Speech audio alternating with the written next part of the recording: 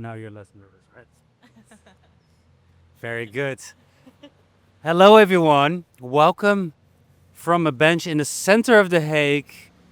Life is happening around us. Trucks, trams, people commuting. Yeah, that's why what we love, right? I'm joined here. It's quite an international bench today. Welcome to another new Good Place episode. And yeah, we're heading towards the end of the year. And then you start to think about other things, more important themes and topics. Before we kick it off, who do I have next to me? Well, I'm Tetyana Benzeroal. I'm project lead of Volunteer The Hague platform, Den Haag platform and academy. And I also work as an advisor at local organization PEP Den Haag.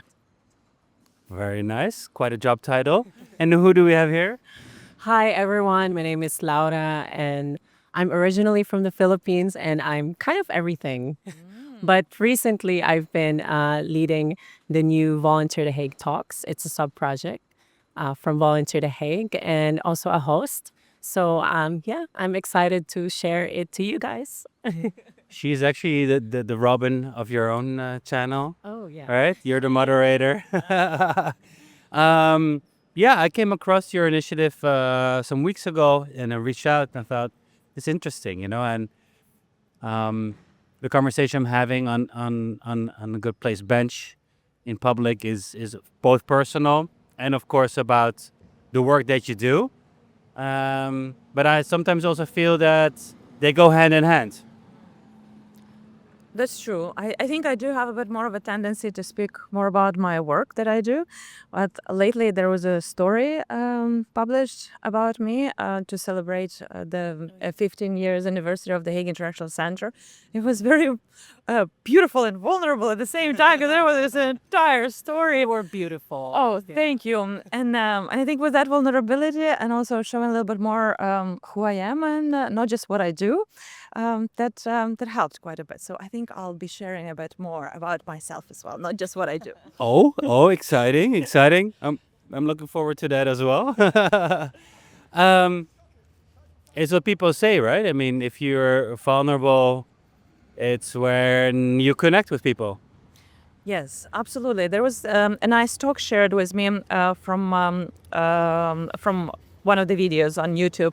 A friend of mine shared it, and it was really nice to see how, from almost a science perspective, it was shown how nicely people connect with each other once they see that not everything is perfect in everyone's life. We kind of used to, especially with social media, no, we used to showcase how beautiful and amazing everything is, but we omit and put aside all these hardships and how to get here.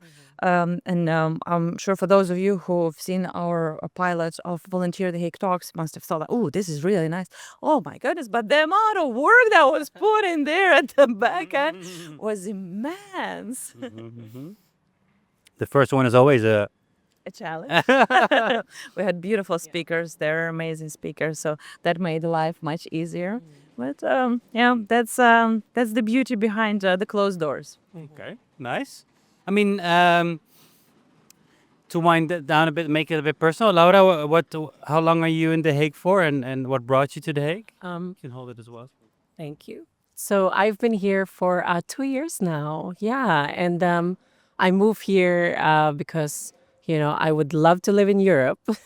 I mean, I have lived before, but very briefly in Geneva. But here, I feel home. And if we really, talk about why I moved here, it's to pursue my master's degree. And now I'm, doing a lot of things, different kind of things. And not just for myself, but also for the community here in The Hague. And I really feel home here. And yeah, I couldn't think anywhere else to go. So yeah, yeah. Nice, nice. And Tetyana, what about you? Well, I have been here in The Hague for almost 10 years. Now it's going to be even more than 10 years. Before that, I lived in Canada, and before that in the States, and originally I'm from Ukraine, so a bit of all over the place. But when I came here to The Hague, what was nice is to see how vibrant the city was.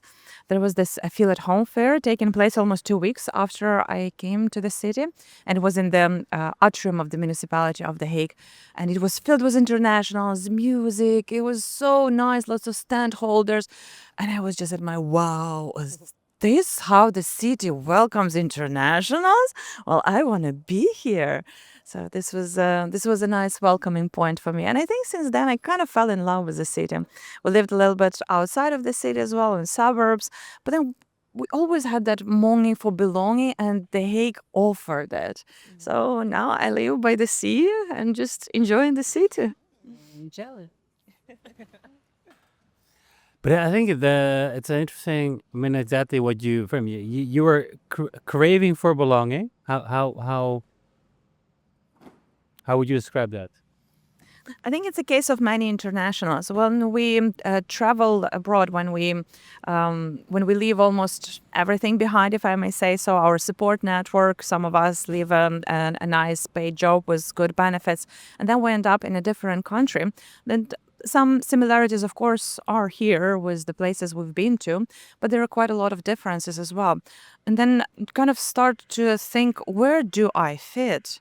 Then inevitably we start looking for that longing for belonging, for that feeling like, how do I fit in a local society here? What does it mean for me to be a Hagenaar, if I may say so? And it takes time. Of course, it takes time.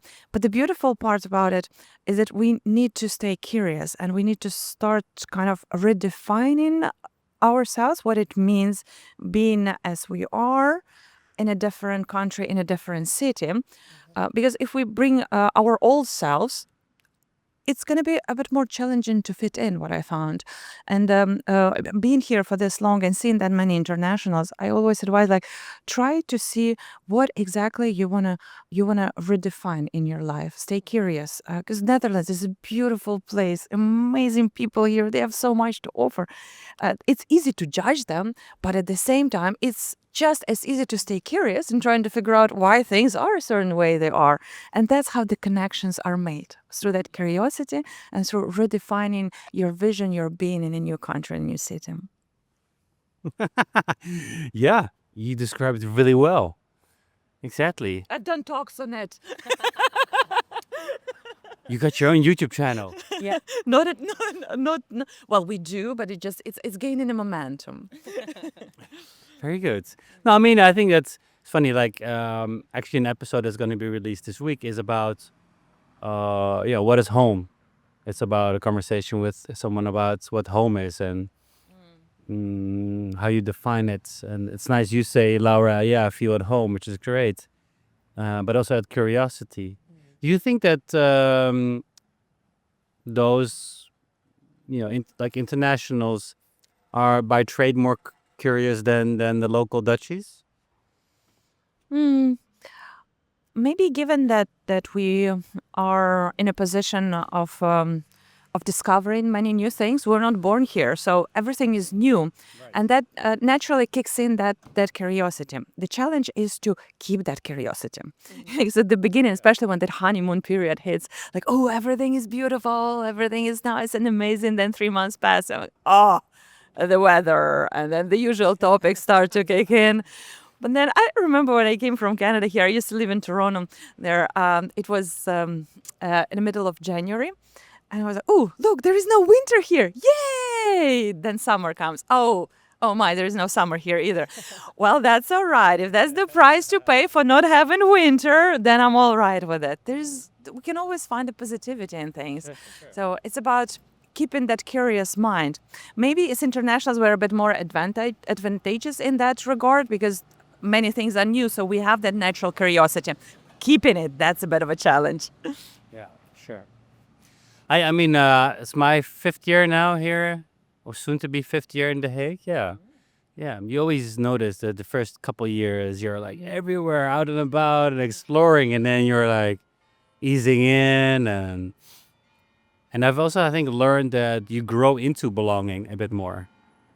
Like you need to give it time to belong somewhere. And then, you know your people a bit, your groups a little bit, and then you settle in a bit more, and then you think, okay, yeah, probably over time you get even more excited about the city where you live in, or not. We're social creatures, so Yeah. we have to try to connect with one another, whether these are internationals or locals. Uh, it's it's difficult to be on your own, especially at the beginning. Yeah. So when I started with Volunteer The Hague project, I loved the project very much because back then that's how I started with PEP. In fact, I started as a volunteer at the beginning. Then opportunity presented itself, and I was taken on board as a project manager of Volunteer The Hague. And then I saw the platform was beautiful. It's a very nice setup. There are organizations creating accounts there, then internationals posting their accounts as well, and then they connect through the platform. So internationals apply to the vacancies that organizations have posted. Excellent, great. But it's always passive. So what I personally was missing is that face-to-face connection with organizations, with other internationals. Okay, there was a Feel at Home fair that I recently described. It was amazing, but it was once a year, so we needed more in the city. And of course, there were other gatherings and all. But we wanted it to have it a bit more about around volunteering. And that's how Mix and Match networking event, back then they were called networking events, started. We had 5 a year. In fact, next year we're going to celebrate 10 years. Yeah, well, 5. Yeah, right. I had no life then. But that was also a beauty of it, because through the projects, through these events, I was getting to know people around. I was getting to know the international community. I was getting to know locals, organizations as well. And I just started saying that next year we're going to celebrate 10 years anniversary of these events. But the reason I started talking about them is through these events, I saw how people connected with each other. Some book clubs started, not just volunteering at local organizations, but they managed, the internationals, they managed to find their social network, that connections that they were looking for. It's just to make that first step. I remember saying at the beginning, like, make sure you don't feel that you're a victim. Just get yourself out there. It's easy to think like, oh, poor me, get out of that poor me attitude. At first, I thought that it's going to be about biting me. But many people at these events, they came to me like, thank you for saying that. Thank you for saying it. Because it's so easy to get into that trap of poor me mentality. Like, oh, what am I doing here? Left everything behind. And if they joined their loved ones here in the net, because that's also quite often. How did we hear the Deborah Valentine from a Director of Access mentioned it? When you become a love expat? No. Love pad. Love pad. Yes, love pad. Because of love. Yes, you move because of love pad. I'm like, oh, this is so cool. So if you're one of these love pads, oh my, that's a lot of burden on the other person. So yeah, this is something definitely to keep in mind. Just to stay positive and keep on your curiosity going. Was that also the reason why you started volunteering in the first place? Yes, you got it. Oh, he's good. Yes, just not to stay at home, not to lie on the sofa, because it was very easy after that honeymoon period passed. That was very easy to start feeling sorry for yourself. And back then in Canada, I had a nice paid job, and it was lots of good benefits, social network, my family, and then I made the decision. So take the responsibility for that decision, and it turned out to be one of the best decisions I made. But at the beginning, it was really, really difficult. So I went online, started looking for volunteering in my field, and Volunteer The Hague popped up. So I didn't even schedule a meeting or anything. I just walked in. So I'm showing this because PEP Den Haag is there. I just walked into the office. Was too finished. No worries. Thank you. I just walked into the office, and the previous project manager looked at me like, really? I'm like, yeah, you're going to be lucky to have me. Oh, wow. Somebody came through the door. Seriously, yeah. But I was determined back then. Yeah, I also had to learn that in the Netherlands and in Europe in general, you have to tone down that motivation a bit, not to come across as too cocky. But fortunately, the previous project manager was also Canadian, so he was able to recognize that in me, so he was all right. Yeah, but well, we learn as we leave. And the rest is history. And before you know it, it's 10 years, 11 years. True. Huh? Of course, we touched upon this before, but volunteering in itself is, maybe that's an assumption, but I'm here to be corrected, is volunteering not always has a bit like sexy title or a sexy identity, or in my field environment, I don't know a lot of people that volunteer. Things, for example, I also lived in Canada for a while. Things like community service, something like that is quite common. It's very much embedded in daily life. I remember I lived in a student dorm, and they said, if you want to stay in this dorm, every month you have to do at least one community service act. So then I had to go to a dollar shop, get some household products, and then put it on the door, and that would go then to somebody, homeless people that would need household products.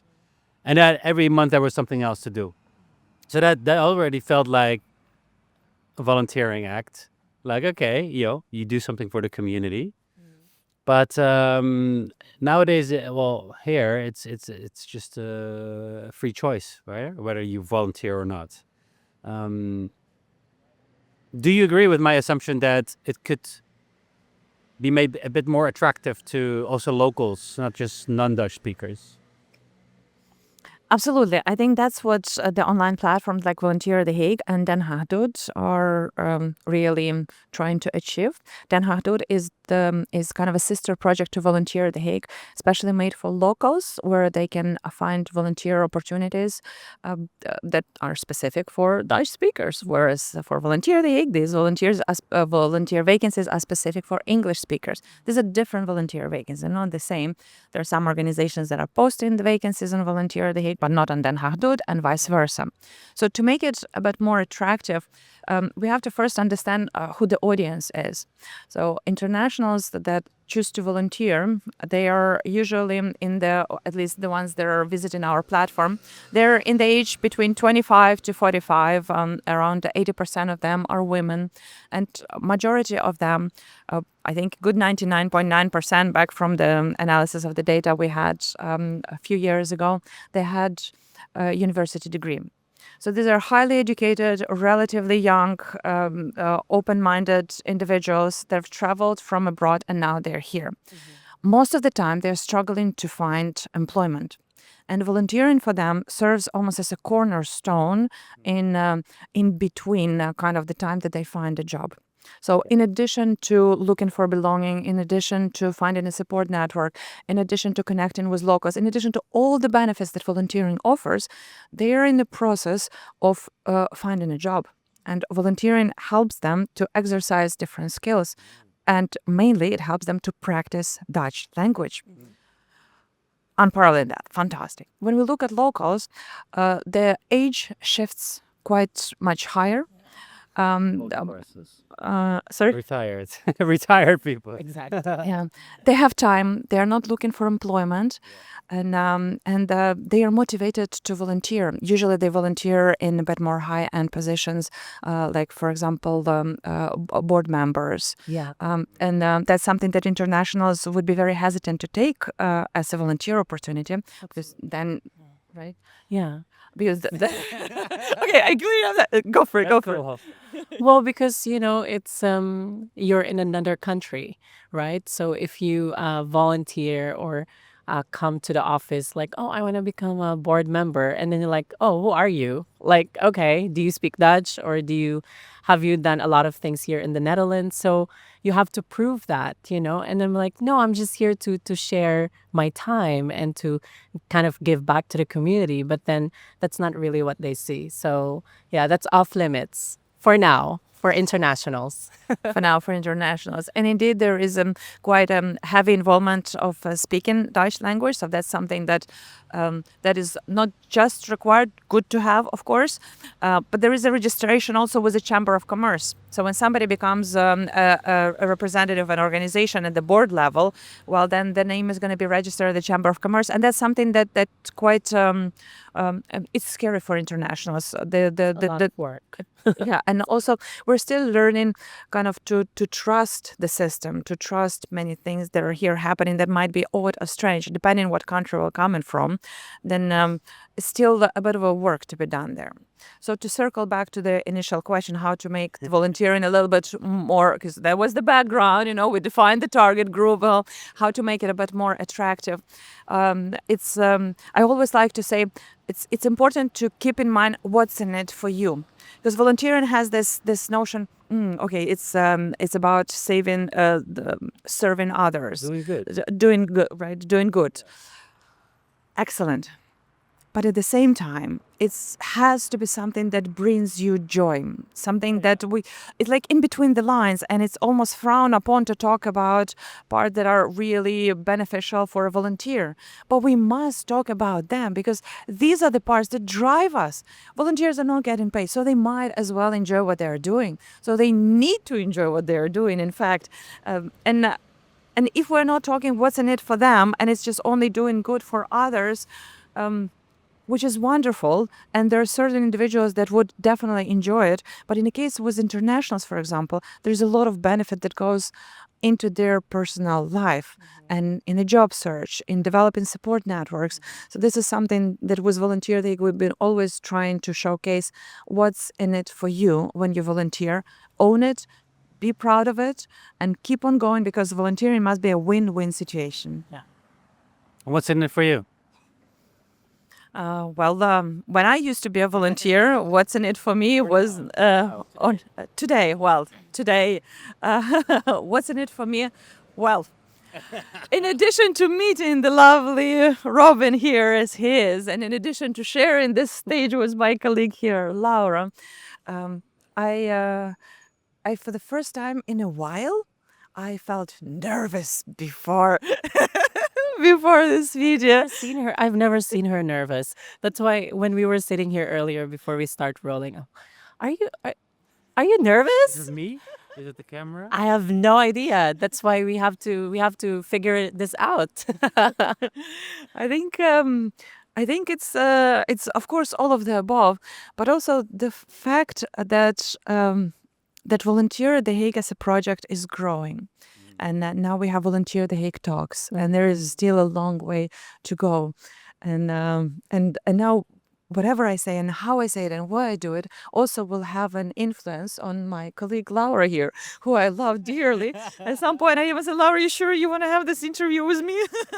Like, don't want to take away any spotlight. I couldn't think anyone else to do it with, and it will also makes me feel comfortable, because I'm also nervous. I also have my days where I can't do it without Tetyana. So yeah, and I learned a lot from her. Oh, sweet! Of course you can do it. So that feeling of being a bit anxious and the butterflies in the stomach, like, oh, this is nice. I have not felt it in a while, so that was good. That's definitely something that I oddly and weirdly enough enjoyed. Yeah, and I think that's also the beauty sometimes, is that when you have to rethink of why you do what you do, same as the place, but also the work that you do, is that you start to realize again why you do it, right? And I think that gives you sometimes, let's put it that way, that means that you're in a good place. No, but I think that's a nice acknowledgement as well, and also the mission that you're doing is good. It's like you bring people together. You see the proof is in the pudding. You see people joining, people coming together, people enjoying it. And I hope you're also building a core, say a community of people that regularly show up, right? You build something. We do. With each and every platform, we have this pool of volunteers on Den Haag Doet and on Volunteer The Hague. With Volunteer The Hague events, we can see those individuals that actually visit the platform.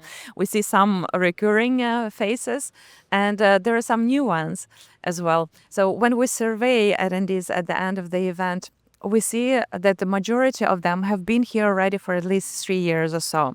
So they're not exactly the newcomers that are visiting our mix and match volunteer job markets, but more the ones that have already kind of figured out the basics. And now they're like, all right, well, now let's try and find, this is a big truck passing right in front of us.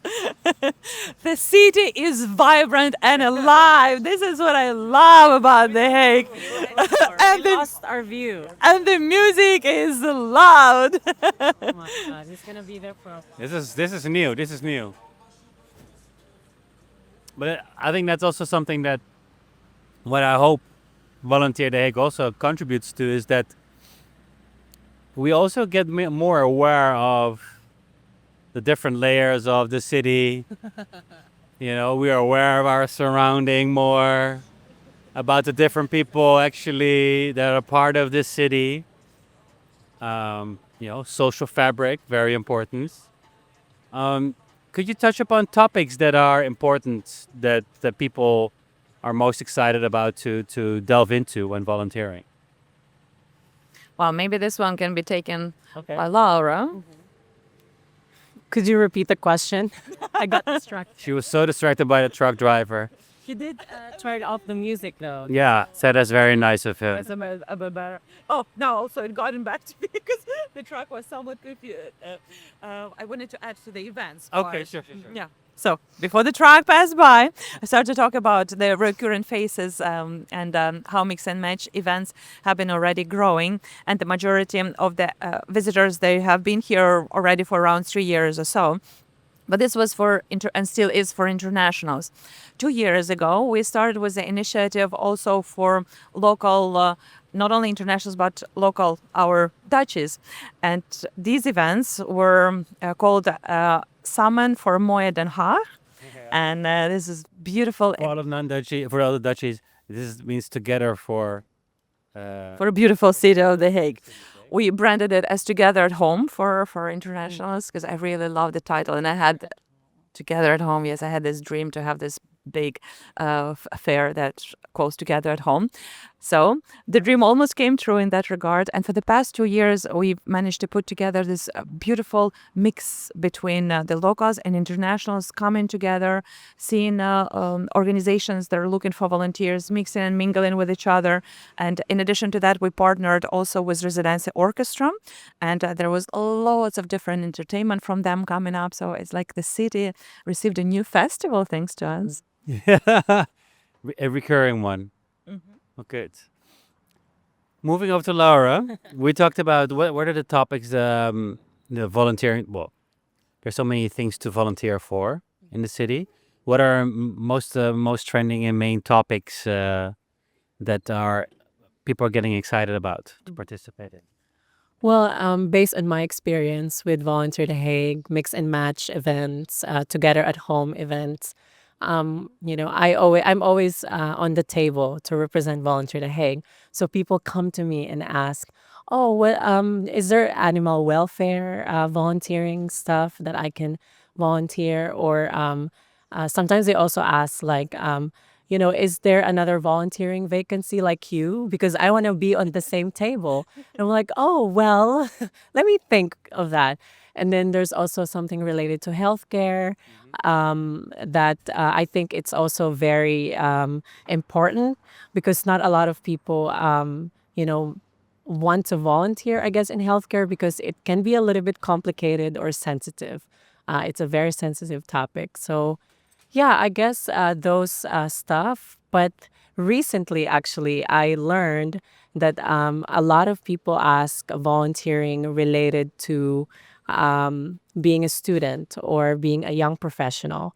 So there's The Hague is becoming very international, or it has been. I'm not sure. It's been 2 years for me, but like based on my understanding, The Hague is very international, and not just because there's more than 100 nationalities here, or there's the ICC or Peace Palace or the UN, but there are universities like that has a lot of internationals, and they always some of them things that volunteering is mandatory for their curriculum, or some of their professors or lecturers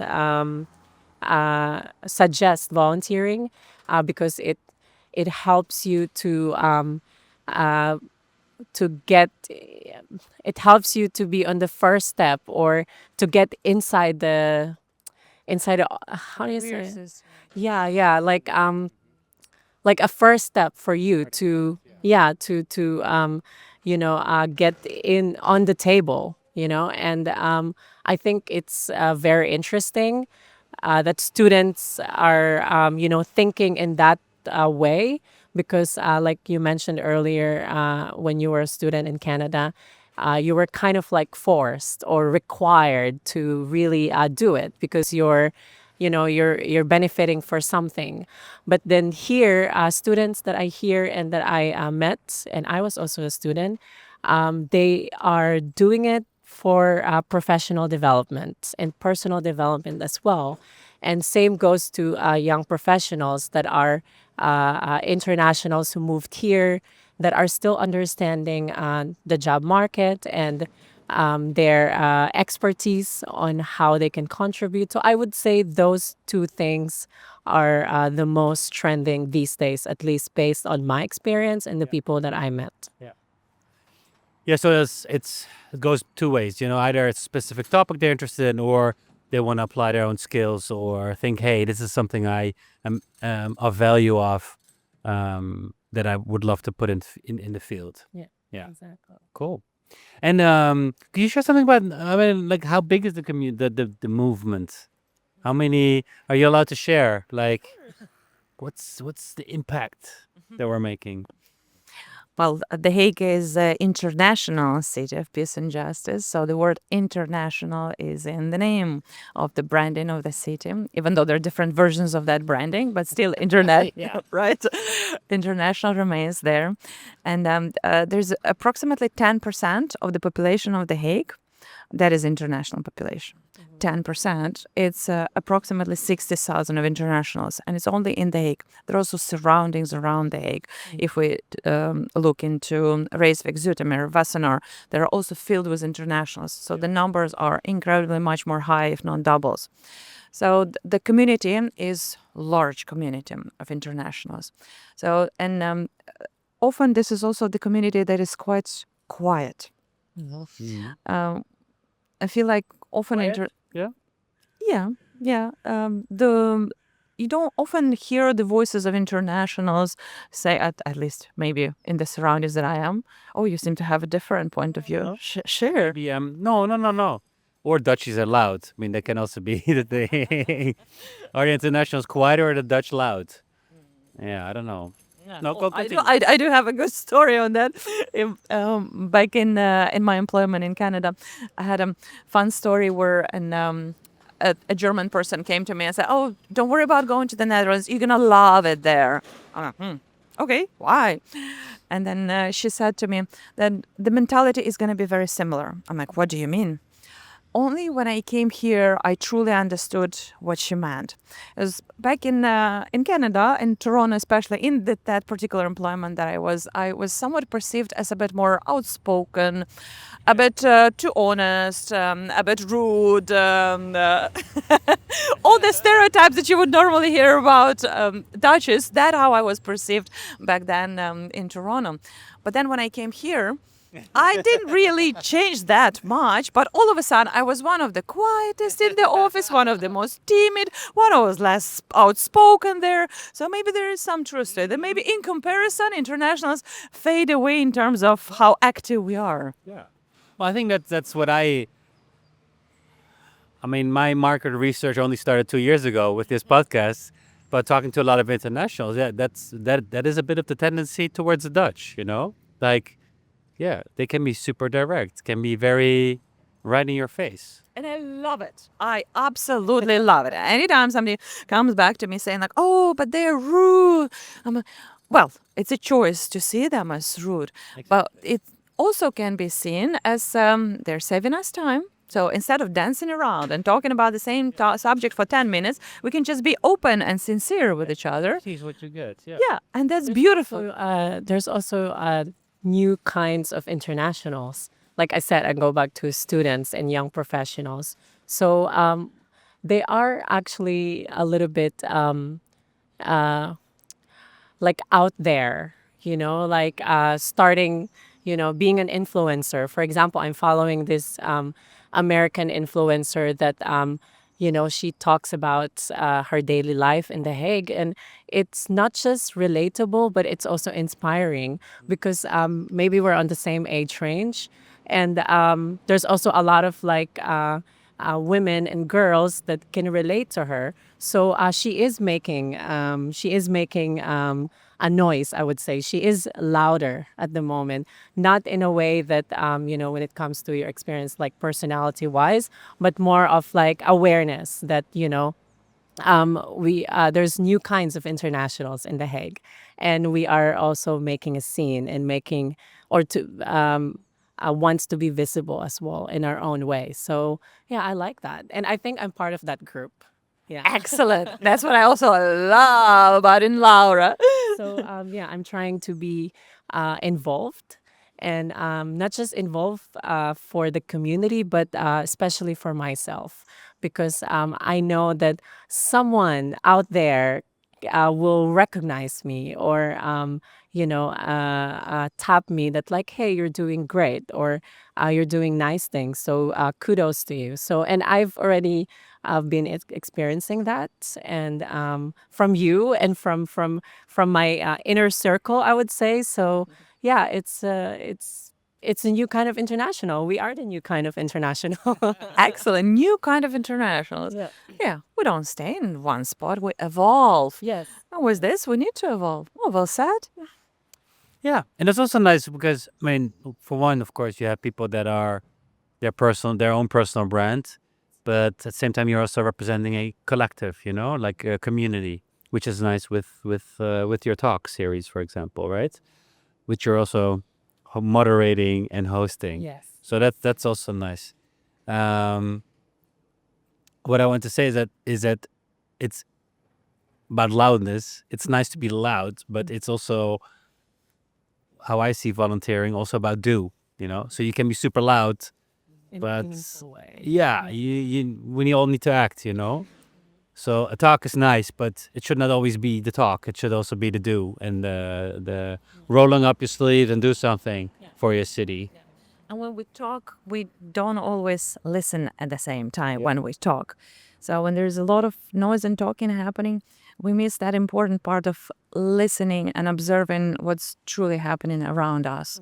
And for some of you who've already maybe seen our first or heard our first episode of Volunteer The Hague talks, Deborah Valentine, the director of Access, had mentioned how important it is to listen.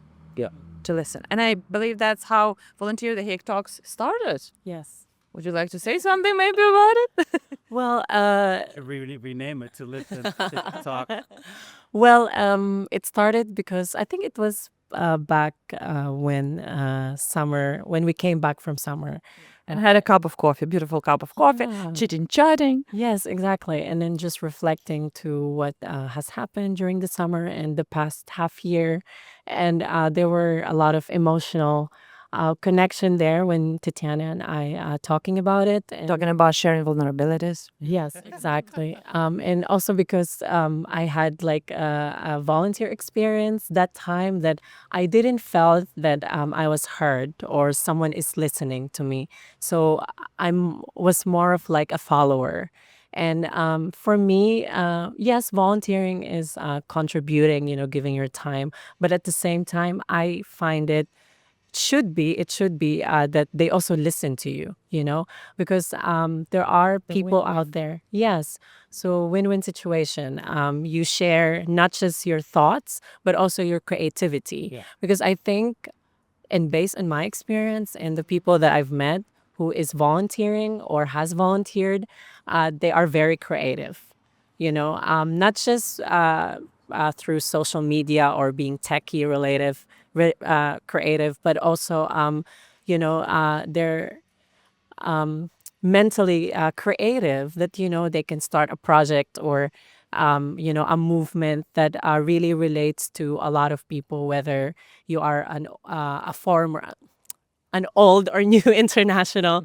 So yeah, during that talk, it was really relatable, and I felt that Tetyana was listening to me, and she is really open to hear my thoughts on how to become more creative, and at the same time to be honest about how you feel. So when you are volunteering, and then there is a volunteer coordinator, if they are willing to listen to you and willing to take your honesty in a consideration in a good way, and then you're in a good place, right? Yeah, good for branding. Good place it is. Part out. We cut this part out and use it trailer. Yeah, so yeah, during that talk, during that conversation with Tetyana, there were some tears and some hugging. And then we created something that, oh, I think a lot of people can relate, you know? And when we start actually planning it and seriously discussing it in a professional level, I'm like, I got a little bit scared. I was like, oh did my God, super can I well. do this? But then when I start, because Volunteer The Hague Talks, it's all volunteer crew. So all of our crew, not just, they're all volunteers, but not just they're all volunteers, but we're also all internationals. So I'm from the Philippines. We have someone from Syria, Iran, Ireland, Pakistan. It's very international, and I love that. It's so beautiful that I'm able to meet them and find them, and they're all fascinated and excited about the project. So and they also share their own vulnerability and their own thoughts and creativity. So it's just beautiful and amazing. So I just wish that people find a community that you feel that it's not just home, but it's also a good place for everyone. A good place for everyone. Could not have said better.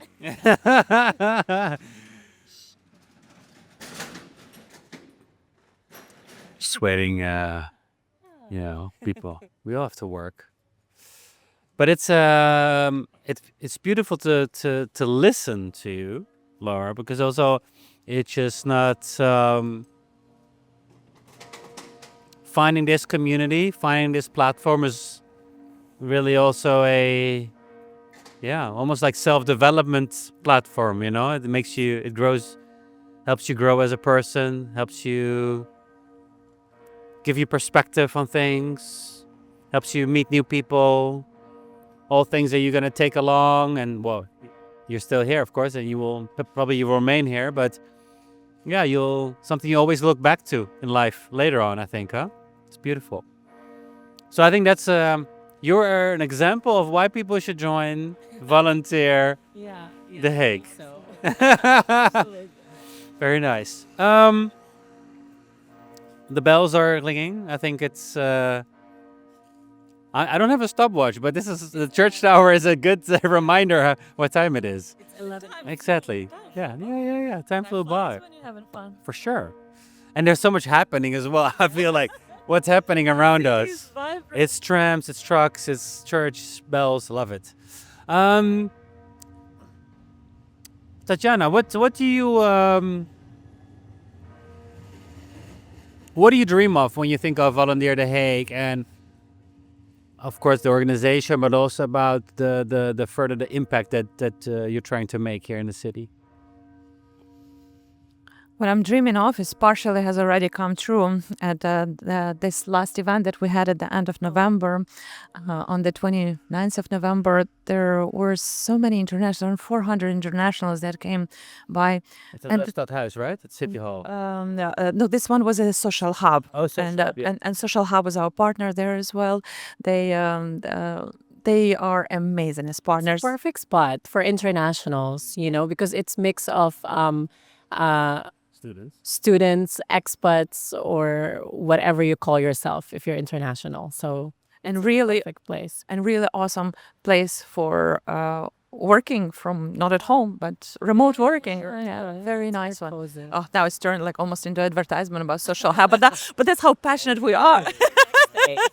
That's how passionate we are about them. This is the third time that we have at that location, and it was just a joy to have it there.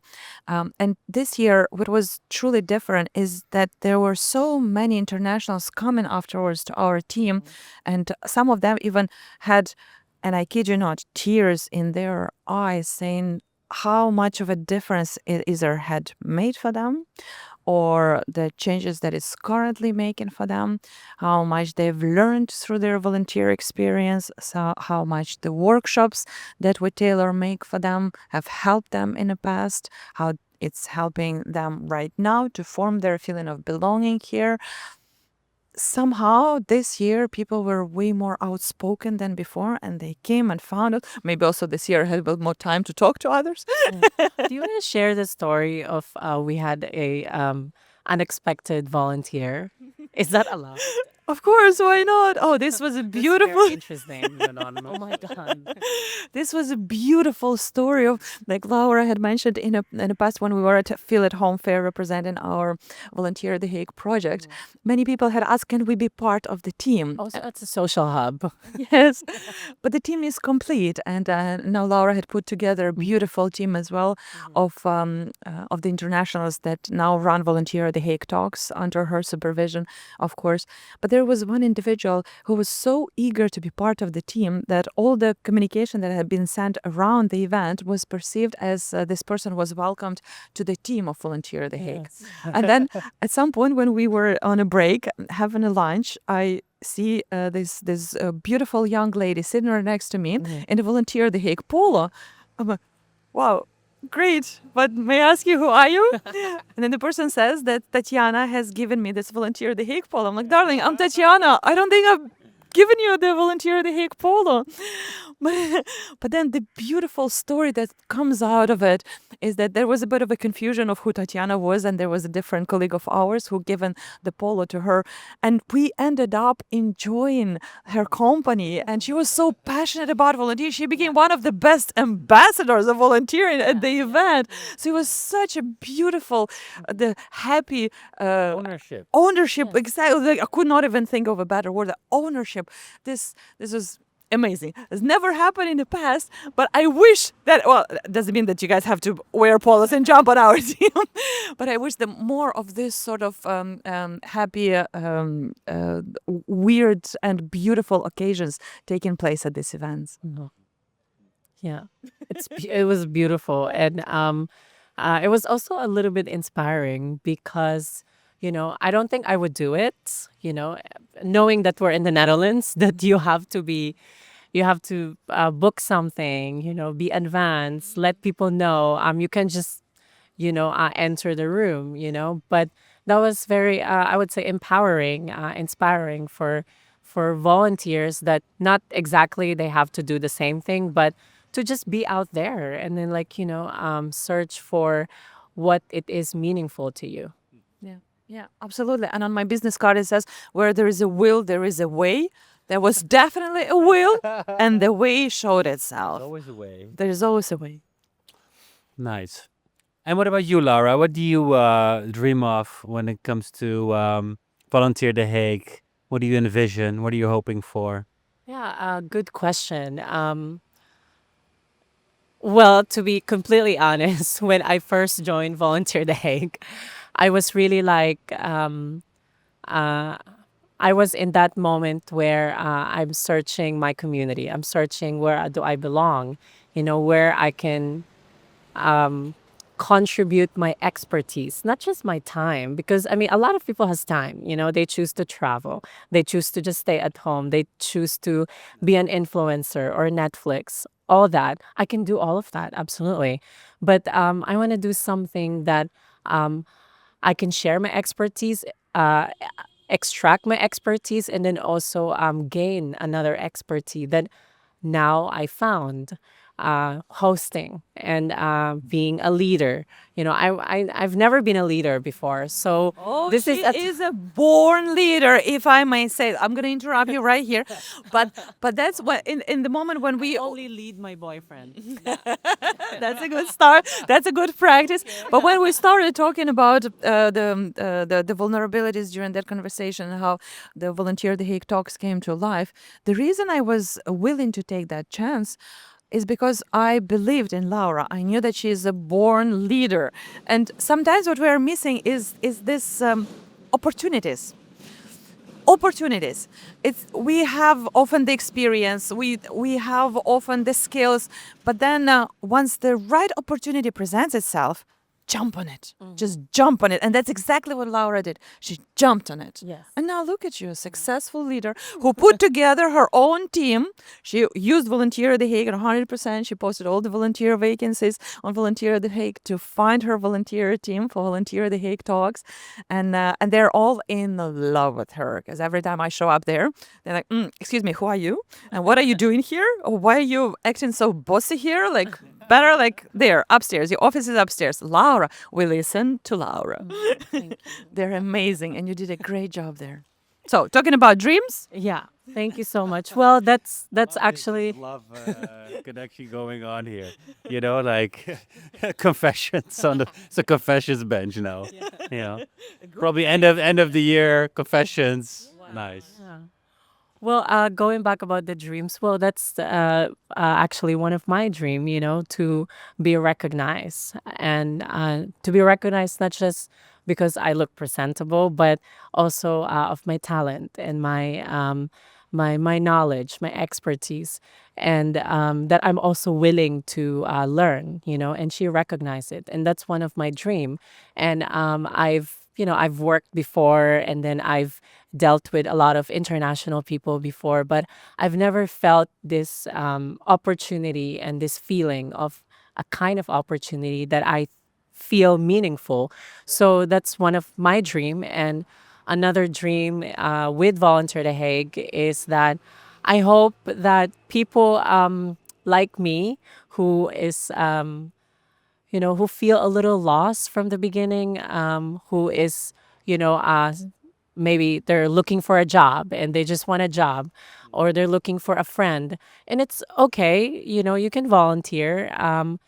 Because it's not just giving back to the community and spending your spare hours, but also really putting your expertise into practice, and grabbing more or taking more expertise that you would never thought that you would be an expert, and that you never thought that you would ever do it. I've never been on a talk show or podcast before. I've never done podcast before. I'm not very, very comfortable with camera all the time, only with pictures. Yeah, I take a lot of selfie. But not like when I see a professional camera, I get a little nervous. Like, oh my God, it's going to be really, really nice and professional. So they're going to see all my pores, and then that I look tired or something. So yeah, and one of my dream as well to work with internationals that are also really curious to and passionate about their creativity. And I am experiencing that with them at the moment.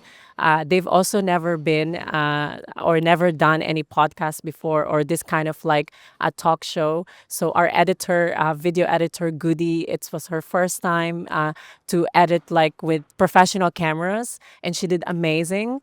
And she's still, there's still a lot of things to learn. And I learned a lot from her as well, because I've never done editing before, and we did it for hours. Actually, it was beautiful because I get to know more of her. So that's another dream that I like. Then I achieve that, not just that I'm working with someone, but I'm also learning about them and understanding who they are and what kind of drink they like to drink, and also our youngest person in our team, Amina, it's also her first time to do videography. So she only does photography. So it's amazing. An 18-year-old girl, she's able to take a responsibility that I would not even think when I was 18. And also Kawal, even though he's a family guy, he's very also passionate about it, and he's very professional. So we're so grateful we have him. And also Juliet and Anna, they are they're very new and young and fresh perspective that, I imagine myself when I was in their age, I don't think I would do this. So they're very inspiring, and this is one of the dreams that I have on my list. I think Laura will never leave Volunteer The Hague. No, she will stuck for life. Stuck for life. Excellent.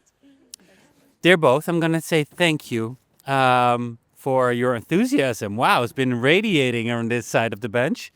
Cheering. Yeah, That's right there in the topic. It has to be. You have to be passionate about what you're doing in general in life. Otherwise, I think the what's the passion is. point? I think passion is the word there, and I also realize this for everyone coming to The Hague. The life in The Hague starts with Volunteer The Hague, because then it's your acceleration into belonging, into getting to know people, about getting perspective. Yeah, I'm 5 years late, but well, I'm also not international, but okay, whatever. I could still join. We have Den Haag Doet. That's for locals. Okay. Hit turn left. No Turn, excuses. No excuses. turn left. No, you're right, but this is also a thing that I hope also I share here, is that it doesn't matter whether you're international or whether you're Dutch. I think we should all connect, and even if you're here for many years, even for 10 years in The Hague, it's still relevant. And even if it's not for your own personal development, is it there to do good? So it's where you are in life, where you see value, but it will always have value in every stage you're at. So I think that's my realization. Not only for people that newcomers, also when you're about to retire, If not now, then when? Exactly. If there's a will, There is a way. And also, what's in it for you? Why do you want to volunteer? That's a very important question to answer for yourself, because the moment you're being honest with yourself, what motivates me? Why do I want to basically, in a way, almost work for free? Why would I do that? Once you answer that question, well, then there is nothing that's stopping you. Then you will come across as a very motivated, as a dedicated and passionate person. maybe it's not work. Volunteering? Well, definitely it's not work. It just sometimes looks like work. Because what Laura has described about her team, these are quite professional roles that she has been describing. Yet each and every one is passionate about what they're doing. If you see the set up on the scene, They're excited. Yeah. absolutely. Because they can again extract their talent and their expertise, without expecting anything in return. But then I think they should expect something in return, that they can learn more about it. Perfectly about what's in return, because I mean, that kind of experience, the people you've met, I mean, all that around it is a return. And if I may add to that, in our first episode, still button in, but it's important because that's exactly kind of what Ali, he was our guest from Holland Park Media on that first episode. He was talking about creative volunteering, so volunteering in a creative field. How there are some stigmas around it, and how to handle it well, how to give a proper feedback, and how to distinguish between employment and volunteering in the creative world, how not to abuse that as well. So this is a very important points that he had touched up in that particular episode that we shot. So something that I wanted just to mention, since we're talking about the creative environment, and we're talking kind of about volunteering and work. And even with Volunteer The Hague, often there's a lot of work to be done in a system, in the back end of the system, clearing the vacancies, making sure there is no use and abuse. And then you're behind a computer. It truly feels like work, and you don't connect with individuals immediately unless you go to the event, or you pick up the phone and you talk to somebody, or you chit chat with the individual there. It's sometimes, or even more often than not, somewhat boring, but then you keep in mind, at the back of your mind, first, what drives me, what's in it for me, what kind of impact am I doing. And once you meet your target group, your audience, once you see the results of your work, like with Volunteer The Hague, for example, the events that we do, the mix and match volunteer job fairs, that's where we meet the individuals that we truly make difference for them. With Volunteer The Hague talks, then we see all the recordings, how much of a difference they make for those who listen to them, because we get that feedback from them. With Den Haag Doet, with all the events and activities that we run for the locals as well, we hear those stories as well. It's amazing to see how much of an impact we are truly making in the city of The Hague. And that's something that drives me. So 2026 is about Oh, this is the volunteer year. Yes, the International Volunteer Year. anniversary. Anniversary also of the mix and match events, 10 years anniversary. Very nice. I have a question for you. So, since we're talking about volunteering, well, maybe You're still not letting you. maybe this is the closer. Maybe this is the closer. What kind of volunteering do you want to do, or how do you see volunteering at the moment of your life? If you were given an opportunity like here, you have time, you have like everything is opening up for you. Dream big.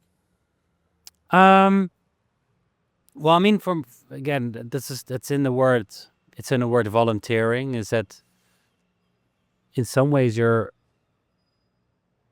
are a lot of aspects already, I think, in my life that you could park under volunteering, but it's not officially organized through like a volunteering.